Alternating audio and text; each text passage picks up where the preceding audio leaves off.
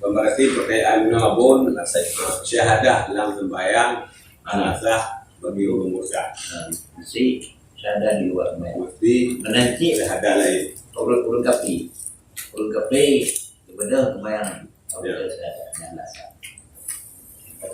Nyuruh murtad tiba kan sembahyang. Nyuruh murtad tiba kan sembahyang apa? Syahadah sembahyang. Nah, yang sembahyang bang syahadat. Oh, ini itu pertanyaan Pertanyaan lo ya. Oh, pertanyaan ini. Ini pertanyaan ini berbeda lawo.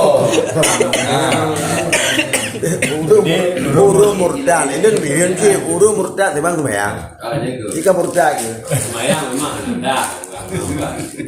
Kecuali hendak itu buah murtad kan lain benar kecuali urusnya murtad tapi hendak itu perau ke murtad ya semaya kesadarannya tiban hukum Nyan jawabannya sebetulnya mana rinyun pakon hanasah mui syahadatnya karena hanasah sembayang pakon hanasah sembayang karena dia kamu dah hukum yang benar hukum ini semaya apa waktu kacau sembayang kau niatnya sah di Islam namanya bingung urus dengan itu mana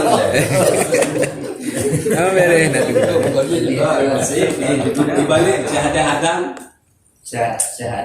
syahadah dalam sembahyang haji adalah satu jalan ke dalam memahami Islam. Di luar, yang baru sembahyang. kalau syahadah ada menyadap pegah lagi yang apa kata kui bawahnya tak boleh sembahyang Benar? menyadap pegahnya syahadah yang dalam syahadah yang punya bawa dalam sembahyang artinya kata kui bawahnya tak boleh sembahyang sedangkannya bukan sembahyang kalau kui berbuat gitu dia bukan sembahyang karena anak tu jalan sembahyang yang maji bercakap hedi mana pegahnya sembahyang bapak lu hedi Nanti yang seharusnya diucapkan ini baru buku sembahyang. Buku sembahyang. yang guna tempat ucapnya kan kembali tempat ucapnya kan hanya beli tempat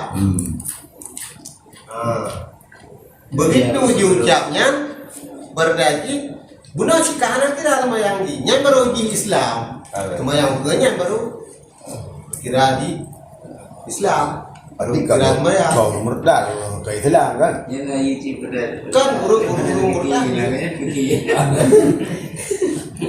ya kan urut murtad abon urut kafe yang buat lagi yang murtad ini nak dalih hendak tu buat roka murtad nya nak apa dalih nah memang khusus kan yang murtad ro yang dua macamnya tu sebabnya nih sebabnya ada buat murtad semayang ada tak betulnya hai mu ya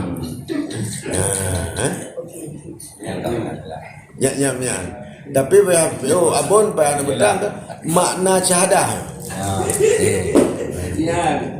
atau bintang kakak tahu makna syahadah lalu arti syahadah ni dan apa makna syahadah buat pasal.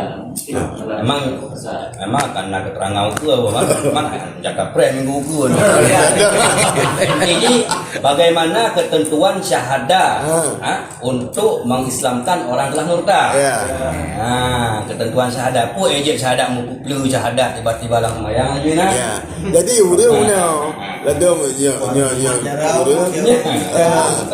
syahadah kemudian apa juga jadi makna syahadah aja nak faham abonnya no kan no dalam ada hubungan ada jelas setiap perbuatan yang punya niat sembahyang bukan niat abang Islam syahadat bukan kan kan niat kan niat sembahyang kan nah bicara berniat teman-teman ya itu benar bukan dawanan kau